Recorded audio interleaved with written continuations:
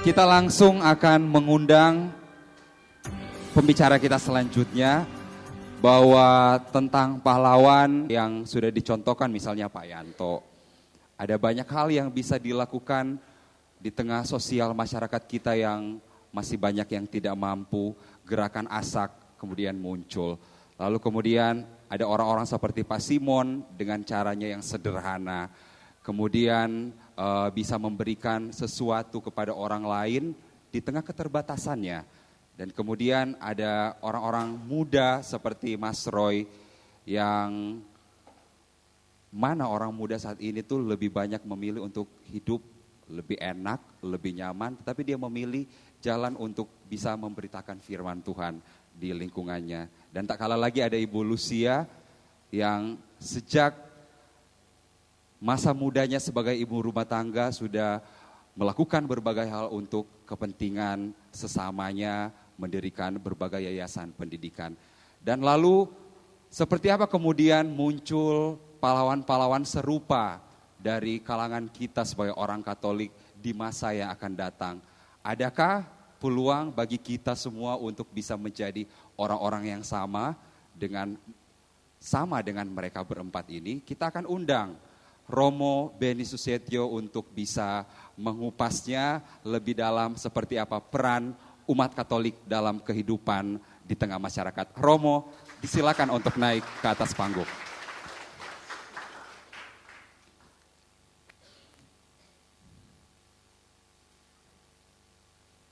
Ya, apa kabar Romo? Iya, ini mikrofon Romo. Iya, sibuk Romo? Juga. Nggak ikut demo? Enggak. Enggak ya? Kita Indonesia nggak ikut Romo? Enggak. Enggak ya? Bahwa Romo tadi sudah melihat ada 4 orang hebat, mungkin awal dulu Romo sebelum Romo kemudian memaparkan banyak hal. Kesan Romo terhadap hadirnya 4 orang Katolik di tengah masyarakat seperti ini, itu sebuah fenomena atau ciri khas orang Katolik atau memang harus seperti itu Romo? Jadi ginilah, 4 orang itu kan menjadi model ya, role model bagaimana ketika orang memberikan totalitas, baik dalam pelayanan, dalam cintanya, pemberian dirinya, maka orang punya arti dan makna. Maka pahlawan itu apa sih? Pahlawan itu kan bukan hanya orang yang hero, bukan hanya orang pemberani. Tapi pahlawan itu orang yang memberikan hatinya, cintanya untuk kebahagiaan orang lain. Maka kalau kita melihat itu sebenarnya pelayan itu apa? Yaitu pelayanan yang total bagi kebaikan sehingga orang merasakan bahwa kebaikan itulah memberi berkat dan rahmat bagi semua orang. Jadi pahlawan itu orang yang bisa memberi berkat. Kalau keluarga itu bisa memberi berkat bagi keluarganya, bagi anak dan istrinya, bagi sesamanya, bagi lingkungannya, maka dia adalah pahlawan. Jadi pahlawan itu orang yang bisa menyukuri talenta, kemampuannya dan pemberian dirinya. Dan dia tidak egois dengan dirinya, tetapi dia memberikan untuk kebahagiaan sesamanya. Supaya kita bisa menjadi pahlawan itu. Hanya kerap kali kita kurang percaya diri bahwa kita punya kemampuan itu. Semua orang bisa berbagi kok. Lah kita kerap kali tidak menyukuri apa yang diperoleh. Contoh Pak Simon menyukuri apa yang didapat. Pak Simon menjadi pahlawan kita karena Pak Simon mampu memberi inspirasi kita. Dengan segala kekurangannya Pak Simon memberikan yang terbaik. Dan itu bisa dibuktikan dengan Pak Simon totalitas. Jadi pahlawannya yang totalitas dengan pekerjaannya. Totalitas dengan hidupnya. Totalitas dengan apa yang dilakukan. Maka itulah pahlawan. Kita kemudian sering melihat bahwa ada keterbatasan orang merasa dirinya kaya. Pantas tidak saya menjadi pahlawan atau bisa berbagi dengan orang lain. Atau saya terlalu kurang, maka saya tidak bisa berbuat apa-apa di tengah masyarakat. Justru pahlawan orang yang bisa mengatasi keterbatasannya. Karena pahlawan ini orang yang memberikan dirinya. Pemberian diri adalah ciri seorang pahlawan. Maka pemberian diri itu adalah orang yang mau memberikan cintanya untuk sesamanya tanpa lagi melihat untung dan rugi. Tapi kalau kita berpikir untung dan rugi, maka kita tidak bisa menjadi pahlawan. Lah kita selalu hidup ini berpikir untung dan rugi. Karena kita berpikir untung dan rugi, maka kita akhirnya hidup kita selalu memikirkan keselamatan untuk diri kita sendiri. Pahlawan adalah orang yang berani untuk mengatakan bahwa hidup saya untuk sesama dan untuk orang lain. Dan saya tidak berpikir hanya untuk diriku. Lah, dalam konteks seperti ini agak sulit ya, zamannya itu zaman yang instan. Orang selalu hanya berpikir dirinya. Karena dia ingin berpikir untuk dirinya, maka selalu dia tidak pernah cukup. Dia selalu tidak pernah merasa lebih. Maka dia selalu berkekurangan. Maka pahlawan adalah semangatnya orang yang berkelebihan. Karena dia memberikan dirinya. Pak Simon lihat, dia berkelebihan. Karena dia memberikan dirinya totalitasnya. Kalau kita banding yang lain, maka kalau orang membanding-bandingkan dengan yang lain, dia tidak akan memberikan dirinya. Orang-orang yang hadir di sini secara totalitas ingin mengatakan, saya memberikan dirinya untuk yang lain. Maka karena saya memberikan untuk orang lain, maka semua akan ditambahkan. Maka apa yang dikatakan kitab suci betul. Jualah segala-galanya, ikutilah aku. Maka semua akan ditambahkan. Spirit itu yang harusnya menjadi spirit kita. Jadi pahlawan adalah pemberian diri. Orang yang berkecukupan, orang yang berlimpah. Tetapi orang yang berkekurangan tidak bisa menjadi pahlawan. Pergandaan roti misalnya, itulah peristiwa yang terjadi. Artinya ketika terjadi seperti itu, dengan segala sesuatu yang dimiliki, maka yang ada diberikan, maka akan berlimpah. Mereka berlimpah karena memberikan dirinya totalitasnya. Itulah hidup berkelimpahan. Tetapi kalau hidup kita berkekurangan, kita hanya memikir diri kita sendiri, kita sulit untuk menjadi pahlawan. Jadi semua orang bisa menjadi pahlawan, asal kita mau hidup berkelimpahan atau kita berpikir hanya berkekurangan. Kalau kita berkekurangan cenderung untuk diri kita sendiri, tak mungkin kita bisa jadi pahlawan. Romo, ada persoalan bahwa orang mengukur sesuatu yang dia mau beri itu dari materi. Lah, itu yang terjadi di umat kita atau mungkin di masyarakat? Hampir kita? Semua masyarakat kita berpikirnya demikian. Maka bagaimana kita bisa membahagiakan sesama kita? Kalau kita hanya berpikir material, maka terjadilah yang seperti ini, kesenjangan terus terjadi. Maka yang kuat akan menindas yang lemah. Maka tidak ada hidup berkelimpahan. Tetapi kalau kita membangun budaya berbagi, maka kita mulai harusnya saat ini kita bisa kok berbagi. Teman-teman melakukan hal yang kecil-kecil, tapi dia bisa berbagi. Dia memikirkan jumlah ratusan keluarga. Dari kekurangannya dia bisa berbagi.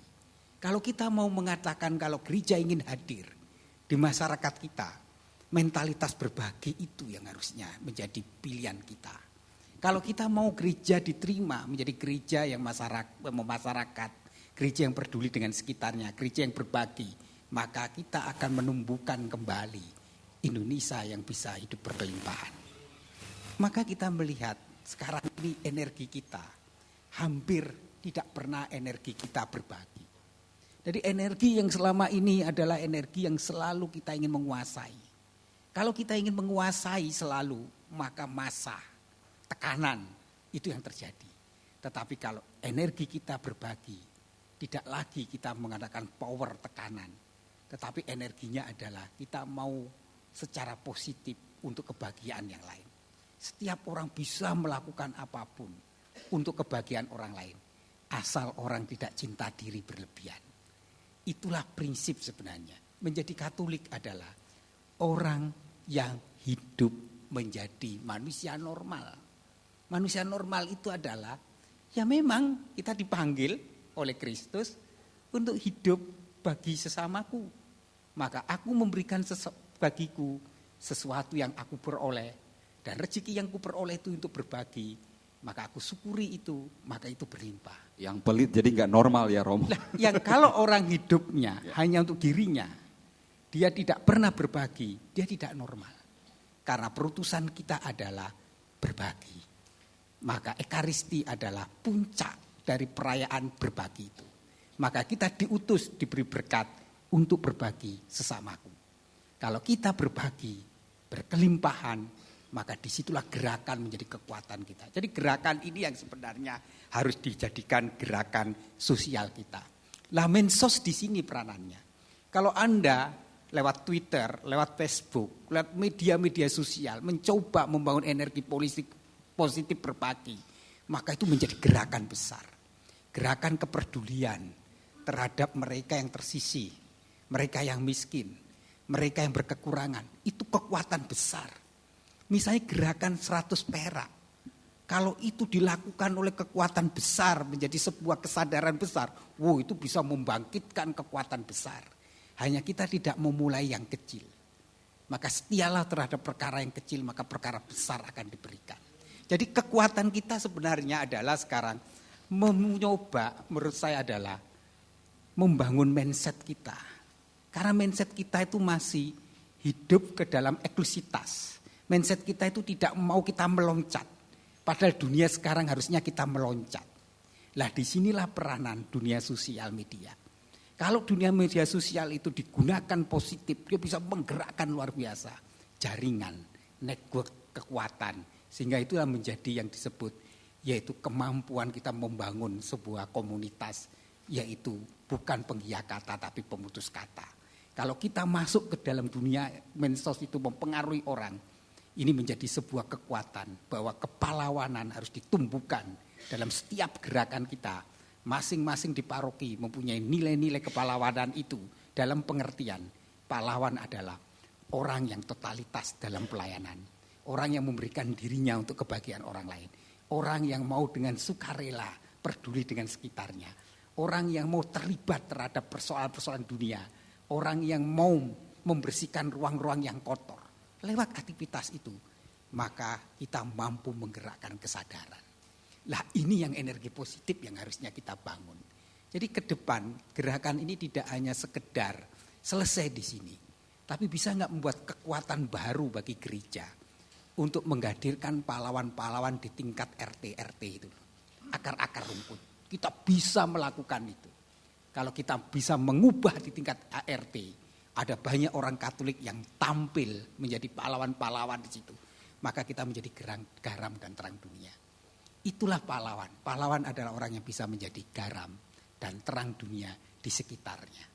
Lakukan kalau itu dilakukan di akar rumput, di RT, di RW, di tingkat-tingkat kelurahan umat Katolik terlibat. Maka di situ akan menjadikan cahaya. Dan cahaya itu akan menyinari. Maka dia ada menggerakkan kekuatan. Maka saatnya lah kita mengubah dunia ini dengan melakukan sesuatu yang kecil. Tapi berarti bagi dunia, bagi bangsa, dan bagi gereja untuk masa depan. Kita beri tepuk tangan dulu untuk Romo Beni. Tetapi lagi-lagi ada masalah, Romo. Seseorang yang kemudian sudah aktif di gereja, atau mungkin sudah dikatakan adalah orang yang berjasa di gereja, tapi kemudian suatu saat menjadi layu justru karena semangat itu padam. Itu seperti apa kemudian harus membangun kembali? Ya, menurut saya hal seperti itu biasa terjadi. Tapi bagaimana masing-masing itu menjadi satu dengan yang lain saling memberi dukungan. Kekuatan kita kan di situ.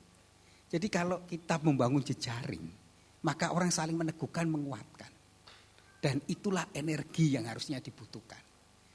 Kita harus menjadi kawanan kecil yang inovatif, yang kreatif, yang mampu mengatasi rasa khawatir dan takut. Maka jangan takut. Maka kalau energi positif ini menjadi kekuatan besar kita untuk membangun kesadaran. Dan kita mengatakan bahwa ini baik.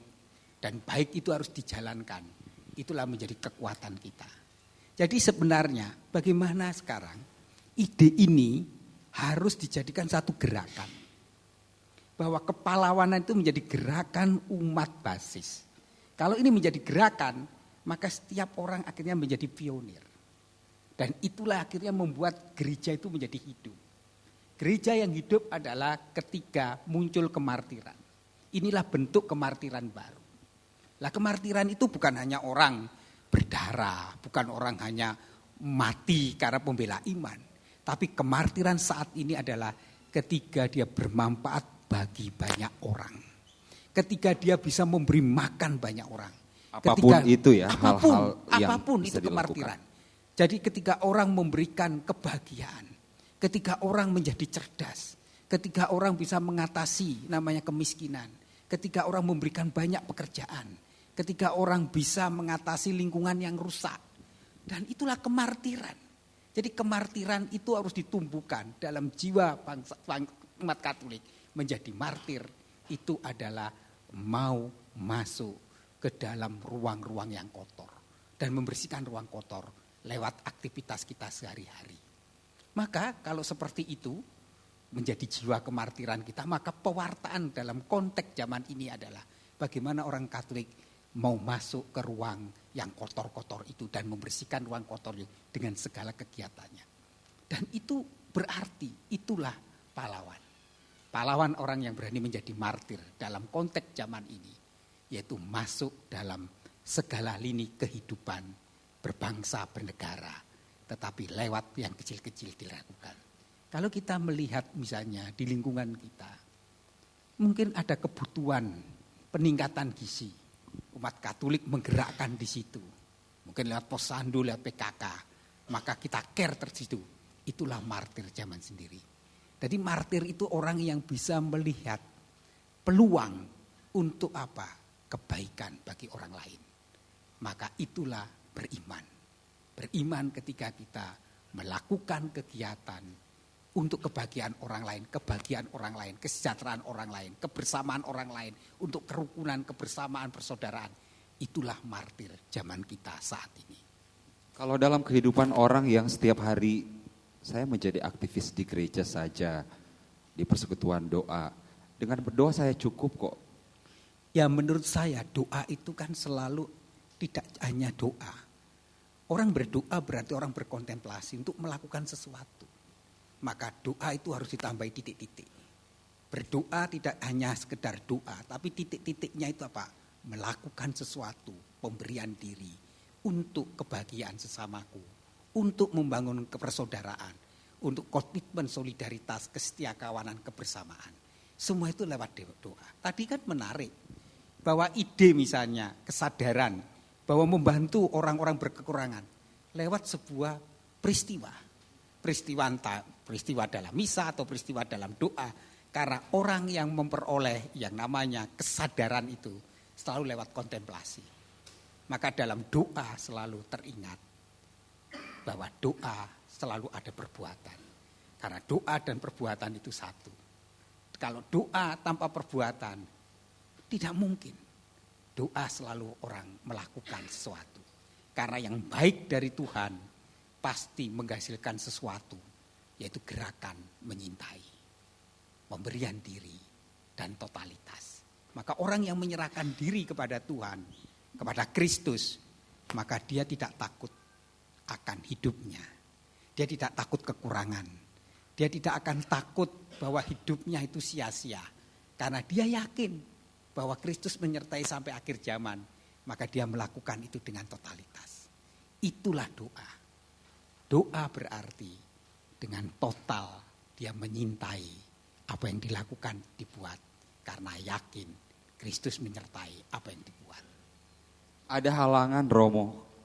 Saya misalnya sebagai seorang kepala keluarga, saya ingin berbuat sesuatu, melayani di gereja, tapi kehidupan di keluarga saya menghalangi saya misalnya untuk bisa melakukan itu. Misalnya saya juga adalah keluarga yang berkekurangan, atau saya harus memperhatikan istri anak saya yang harus membutuhkan perhatian. Lalu seperti apa kemudian orang harus masuk dalam pelayanan itu sendiri? Selalu dalam ketegangan itu terjadi. Maka ketika orang melayani totalitas, selalu orang akan menghadapi persoalan tentang rintangan. Tetapi orang yang setia terhadap apa yang sudah dia lakukan dengan kesadaran, maka rintangan itu lama-lama akan bisa diatasi. Tetapi kalau orang kemudian mutung, kemudian dalam pengertian apa, orang akhirnya mengatakan, wah ini menghalangi, maka orang akhirnya tidak mampu untuk menghadapi rintangan itu. Maka kalau orang setia pada jalan salib, maka salib itu dipanggul, maka muncul percikan kebangkitan itu. Dan kita percaya bahwa orang-orang yang sekarang ini pahlawan, dia menghadapi dilema itu. Tetapi dia mampu mengatasinya karena dia ingin memanggul salibnya. Dan salib yang dipanggulnya itu menjadi ringan ketika dia mengatakan, rencana Tuhan bagiku, pasti Tuhan akan menunjukkan jalan yang terbaik. Karena Tuhan tahu apa yang harus aku lakukan. Dan apa yang kulakukan itu pasti dia menyertai aku. Maka rintangan tidak lagi menjadi persoalan. Tapi problem kita adalah kita tidak percaya dan yakin.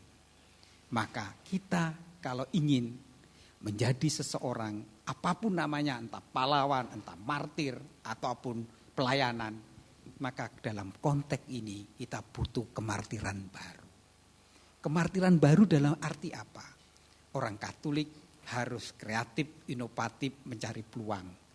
Karena peluang kita sekarang banyak. Kalau orang-orang Katolik tidak keluar dari rasa aman dirinya, maka imannya belum diteguhkan. Tetapi kalau orang-orang Katolik mulai berani menyentuh, tidak hanya untuk dirinya, kelompoknya, tetapi dia melayani secara totalitas pemberian dirinya, maka kemartiran itu akan membuahkan buah. Maka saatnya lah kita tabur bahwa menjadi umat Katolik berarti orang harus berani keluar dari rasa aman, keluar dari rasa takut, keluar dari rasa khawatir. Maka harus menjadi martir dalam konteks zaman ini lewat sebuah peluang baru, dunia sosial. Dunia sosial harus kita jadikan pilihan dalam kemartiran kita lewat apa? Gerakan-gerakan menyadarkan publik bahwa saudara kita masih butuh bantuan, saudara kita masih banyak kekurangan, saudara kita masih banyak tantangan. Kalau kita bisa menggerakkan jaringan teman kita, lingkungan kita, gereja kita, dan juga kelompok kita, teman masyarakat kita, semua itu sebenarnya tinggal bagaimana kita menyentuh mereka. Kalau kita menyentuh mereka dengan cinta, kalau kita menyentuh mereka dengan positif, kalau kita mengajak mereka berpikir untuk orang lain, maka gerakan itu akan besar. Sekarang pertanyaannya hanya percaya atau tidak percaya. Kalau Anda percaya, maka Anda bisa menggetarkan jutaan orang. Dimulai dari yang kecil, maka dunia akan bergetar. Saatnya kita harus menggetarkan dunia. Lewat kicauan Anda, lewat Twitter Anda, baik di Facebook maupun dimanapun dalam dunia sosial. Karena jejaring, network itu bisa menggerakkan seseorang asal hatinya disentuh. Maka disinilah kita membutuhkan kesadaran baru, dunia telah berubah. Mengapa orang-orang begitu jutaan datang? Hanya untuk kadang-kadang menjual segalanya. Karena persoalan hatinya yang disentuh. Meskipun ada yang salah, tetapi kita melihat kalau hati disentuh, orang bergerak. Mengapa kita tidak menyentuh dengan kebaikan? Mengapa kita tidak menyentuh dengan kembali firman Tuhan itu, tetapi dengan bahasa yang lebih sederhana, yang menyentuh hati, bisa menggerakkan orang lain. Saya rasa gereja dalam hari ini harus merubah cara paradigma pewartaannya. Tidak cukup perwartaan itu verbal. Tidak cukup perwartaan itu hanya dalam mimbar khotbah. Tetapi pewartaan harus dimulai dalam dunia sosial yang tiap hari sudah masuk dalam ruang-ruang pribadi kita. Kalau itu disentuh, maka bisa menggetarkan dan menggerakkan jutaan orang untuk membantu karya saudara kita yang luar biasa. Anak asuh, memperhatikan Indonesia Timur, memperhatikan orang yang berkekurangan. Bisa juga untuk membersihkan lingkungan yang kotor. Juga untuk melihat tentang bagaimana orang yang sakit yang butuh bantuan kita. Dan untuk pendidikan, banyak orang memerlukan bantuan kita. Maka dibutuhkan pemaknaan baru dalam menjadi martir dalam konteks zaman ini. Yaitu kepahlawanan. Kepahlawanan bagi saya adalah saat ini adalah ketika Anda mau bertarung dalam ruang-ruang media sosial untuk memasukkan ide gagasan Anda, menggerakkan energi positif untuk mengalahkan yang negatif. Sehingga kita keluar dari rasa takut, rasa khawatir. Ketika umat Katolik tampil mewarnai itu, maka disitulah gerakan mulai terjadi. Maka saatnya lah ayat kitab suci itu dikontekkan dengan dunia maya. Maka ketika ayat kitab suci bersentuhan dengan dunia maya, maka akan berubah menjadi kekuatan baru. Inilah momentum kita. Maka bagaimana kepahlawanan ini? dikonekkan dengan kekuatan dunia maya sehingga menjadi inspirasi umat untuk melakukan ini karena kesadaran bahwa aku diutus untuk memperbarui dunia. Kita beri tepuk tangan untuk Romo Beni. Jadi bagaimana kita menggetarkan dunia melalui cara-cara baru. Salah satunya adalah sosial media. Lebih bagus lagi kalau ayat kitab suci ya yang dicatat di sosial media. Bukan ujaran kebencian ya Romo. Tapi dikontekkan dalam kekinian.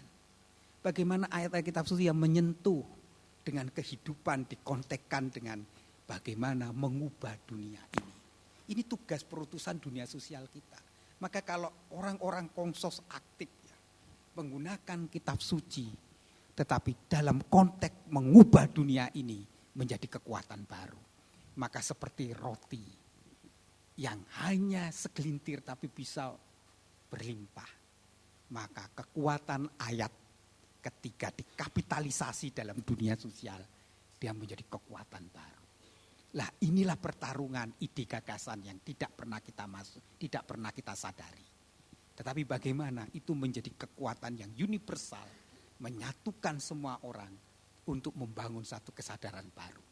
Maka kalau kita masuk ke dalam jaringan sosial, mulailah dengan bagaimana inklusitas, solidaritas, kesetiakawanan, persaudaraan, kebersamaan, dan kita mulai masuk dengan tema-tema itu. Maka disitulah satu ayat menjadi inspirasi sebuah gerakan. Saatnya kita gerakan dikembalikan. Maka bagaimana kepahlawanan dikaitkan dengan Pancasila itu menjadi penting.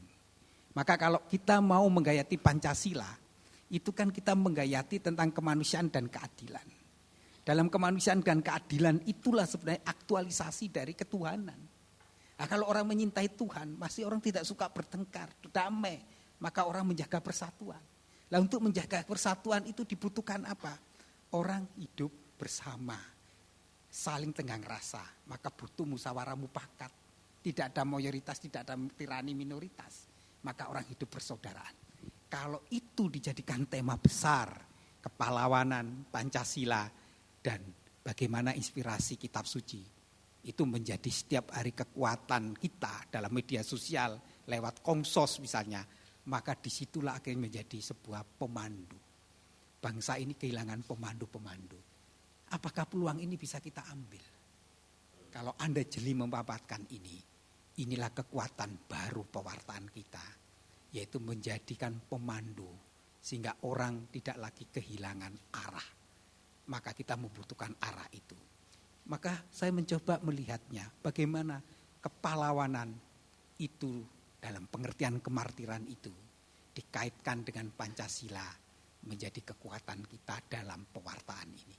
Kalau itu semua orang bisa menerima, maka Injil harus dikontekkan dalam dunia sosial, politik, kebudayaan, dalam konteks bisa menjadi universal dan bukan untuk diri kita, tapi untuk kebersamaan, yaitu membangun keindonesiaan itu. Baik Romo, sebelum Romo melanjutkan saya mau membuka kesempatan untuk sekitar 3 orang bisa bertanya dan juga mungkin akan mengemukakan pendapat dan bisa ditanggapi oleh Romo. 3 orang pertama mungkin boleh angkat tangan. Ada? Kalau nggak ada saya juga ya akan bertanya lagi ke Romo.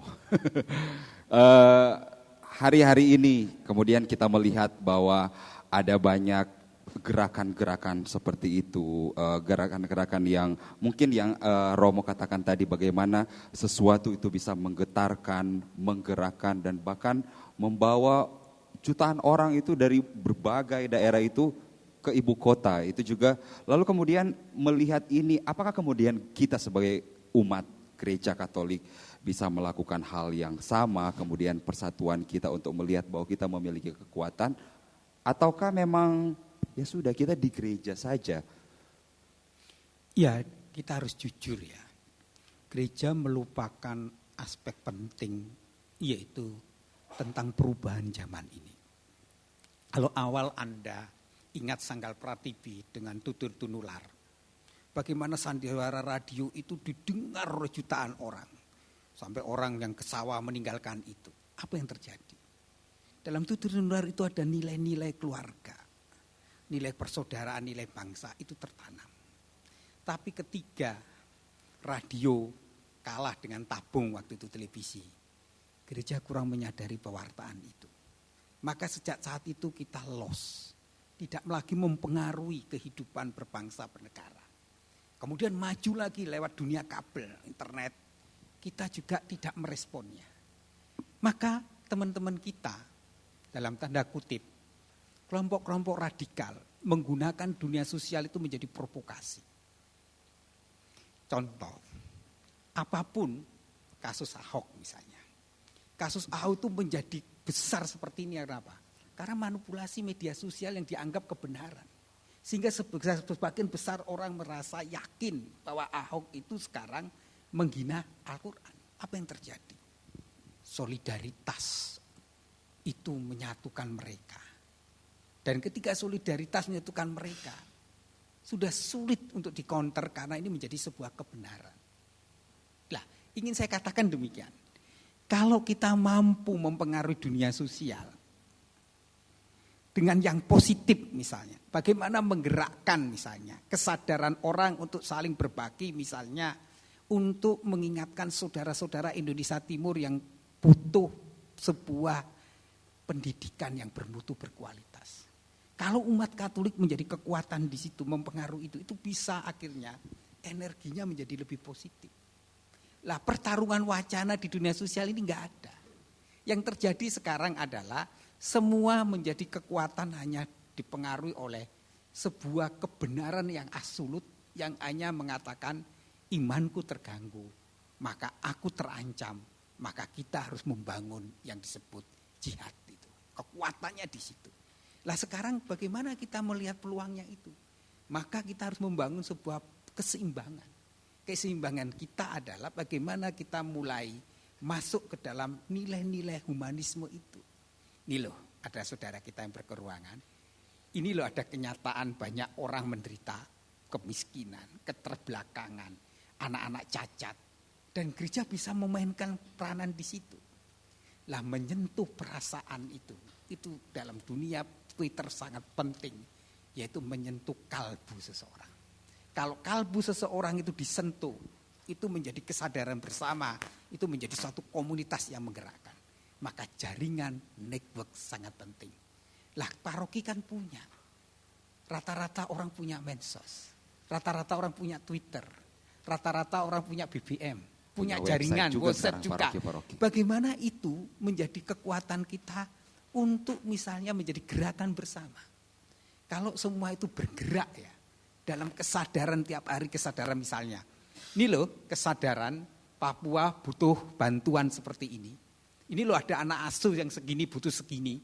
Kalau tiap hari digerakkan, ayo misalnya kita masih sih 1.000 perak loh. Itu menjadi kekuatan.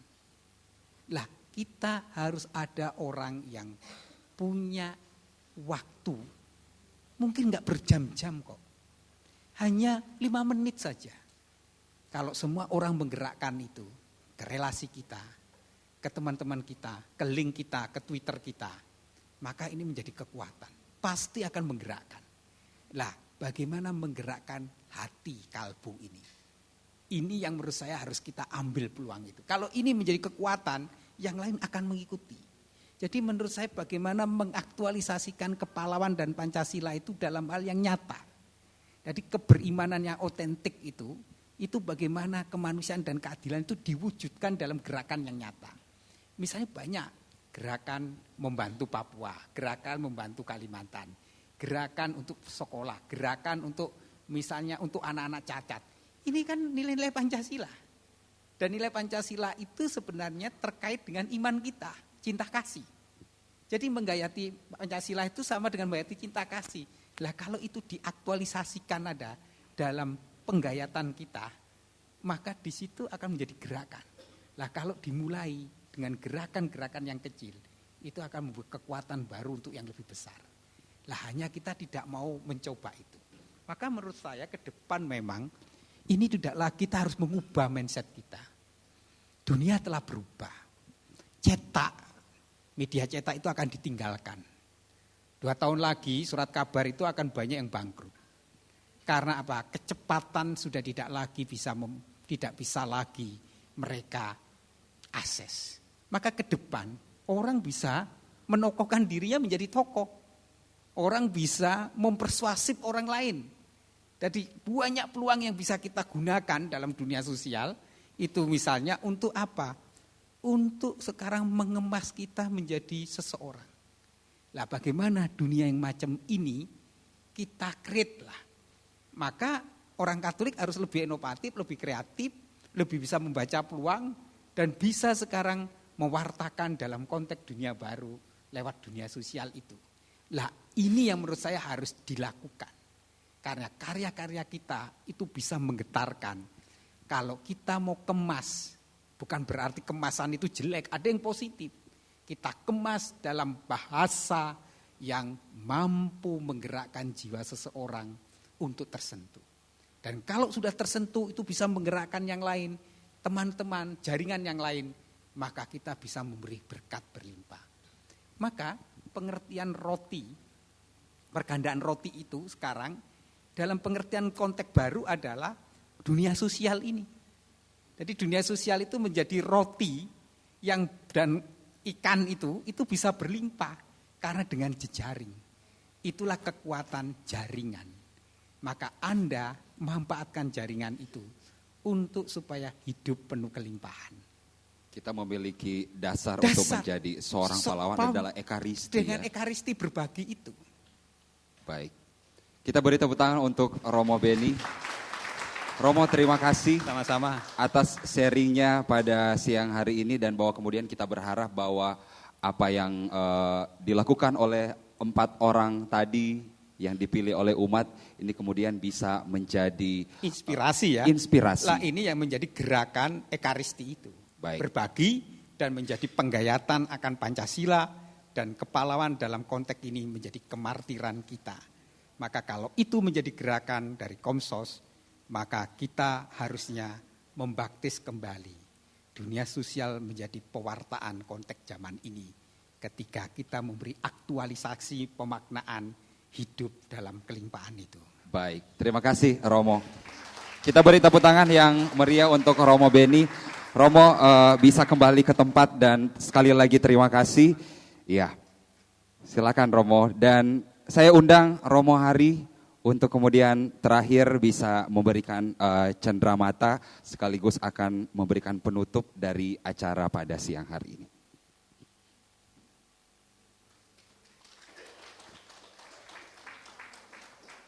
Ya, terima kasih.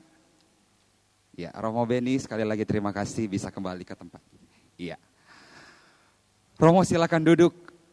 Hanya 3 menit saja saya kemudian karena yang punya acara ya. Jadi apa kemudian sesuatu yang bisa menjadi penutup dan bisa diberikan, disebarluaskan oleh para komsosers ya.